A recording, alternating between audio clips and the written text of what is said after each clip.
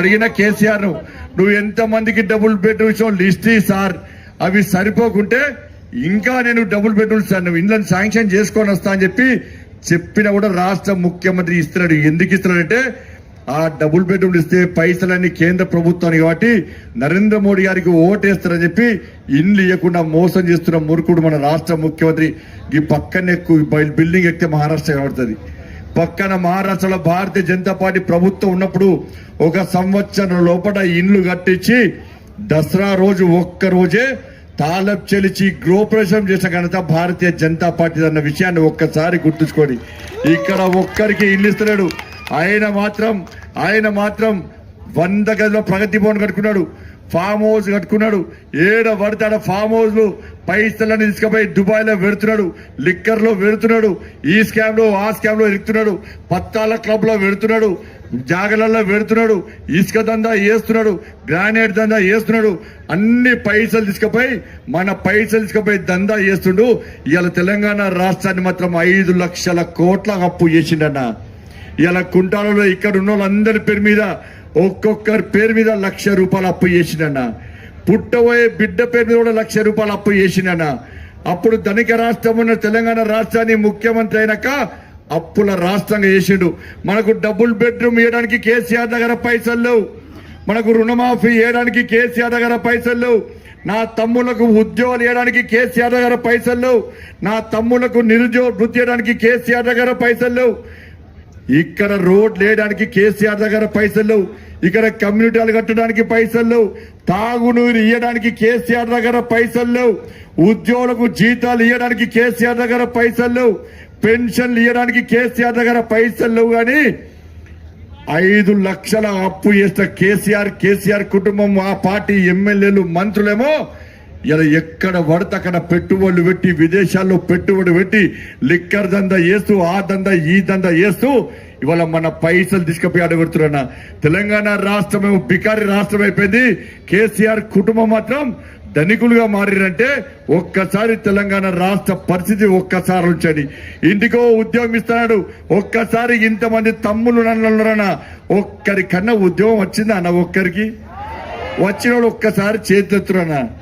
ఎవరికి రా ఉద్యోగాలు? కేసీఆర్ ఇంట్లో మాత్రం 5 ఉద్యోగాలు. అయ్య ముఖ్యమంత్రి, కొడుకు మంత్రి, బిడ్డ ఎమ్మెల్సీ, అల్లుడు మంత్రి, ఇంకో సడ్డకుడు మందులో సోడా కలిపే సంతోష్ రావు రాజ్యసభ మెంబర్ అయిన మనవాడు చిన్న పిల్లాడు, పెద్దగా అయితే ఆయన కూడా టికెట్ రెడీ ఉంది, ఆయన కూడా ఎమ్మెల్సీ చేస్తాడన్న. ఆయన ఇంట్లో మాత్రం 5 ఉద్యోగాలు ఉన్నాయి. మన పిల్లలకు మాత్రం ఉద్యోగాలు లేక గడ్డాలు మీసాలు పెంచుకొని ఆ యూనివర్సిటీ పోయి కోచింగ్ సెంటర్లో పోయి అప్పో సప్పో చేసి మన తల్లిదండ్రులు కష్టపడి కోచింగ్ ఇప్పిస్తారు ఉద్యోగాల కోసం అని చెప్పి కనీసం ఉద్యోగాలు ఇవ్వకుండా నోటిఫికేషన్ కూడా ఏ విధంగా మోసం చేస్తుండో ఒక్కసారి ఉంచండి. మొన్ననే నరేంద్ర మోడీ గారు సంవత్సరం లోపల 10 లక్షల ఉద్యోగాలు ఇస్తానని చెప్పి మొన్నటికి మొన్న 1,46,000 కేంద్ర ప్రభుత్వ ఉద్యోగాలు ఇచ్చిన విషయాన్ని ఒక్కసారి మీరందరూ ఆలోచించుకోవాల్సిన అవసరం ఉంది. 1,46,000 కేంద్ర ప్రభుత్వ ఉద్యోగాలు ఇచ్చిన నరేంద్ర మోడీ గారు డబుల్ బెడ్రూమ్ ఇస్తున్నాడు, ఉద్యోగాలు ఇస్తున్నాడు, ఇక రుణమాఫీ అన్నాడు. ఈ మూర్ఖుడు రుణమాఫీ చేస్తాడు కావచ్చు అని చెప్పి రైతులందరూ ఎదురు చూసి ఇలా మోసపోయారన్న. వాళ్ళ సొంత పైసలు బ్యాంకులు వేసుకుంటే బ్యాంకులు అప్పు పేరుతోని మన పైసలను కరియేసుకునే పరిస్థితి వచ్చింది. రైతులను మోసం చేస్తున్న మురుకుడి రాష్ట్ర ముఖ్యమంత్రి. ఇలా ప్రతి రైతు ఇలా కేసీఆర్ కురికి చంపే పరిస్థితి వచ్చింది. ఏ రైతు కూడా తెలంగాణ రాష్ట్రంలో ధనికుడు కావాలని చెప్పి కోరుకుంటాడు. ఇలా ఏ రైతు కూడా సుఖ సంతోషాలతో జీవించే పరిస్థితి తెలంగాణ రాష్ట్రంలో లేదు. పండించిన పంటకు కనీసం గిట్టుబాటు ధర లేదు. 2014 ముందు ఎంఎస్పీ ఎంత తెలుసుకోండి ఒక్కసారి. పత్తి కానీ, వరి కానీ, దేనికైనా కానీ, సోయా కానీ నరేంద్ర మోడీ గారి ప్రభుత్వం వచ్చినాక ఏ విధంగా ఎంఎస్పీ పెరిగిందో అంతకుముందు కాంగ్రెస్ పార్టీ ప్రభుత్వ హయాంలో ఎంఎస్పీ కంటే తక్కువ రేటుకు అమ్ముకుంటోళ్ళు ఇప్పుడు ఎంఎస్పీ కంటే ఎక్కువ రేటుకు అమ్ముకునే పరిస్థితి వచ్చిందంటే నరేంద్ర మోడీ గారి ప్రభుత్వం అన్న విషయాన్ని ఒక్కసారి గుర్తుంచుకోండి. ఇలా డిఏపి చూడండి, యూరియా చూడండి, మీకు వచ్చే రేట్ ఎంత, అసలు రేట్ ఎంతనో ఒక్క ఎకరానికి దాదాపు 30,000 రూపాయలు ఒక్క పంటకు లాభం అందిస్తున్న ప్రభుత్వం నరేంద్ర మోడీ గారి ప్రభుత్వం అన్న విషయాన్ని ఒక్కసారి గుర్తుంచుకోండి.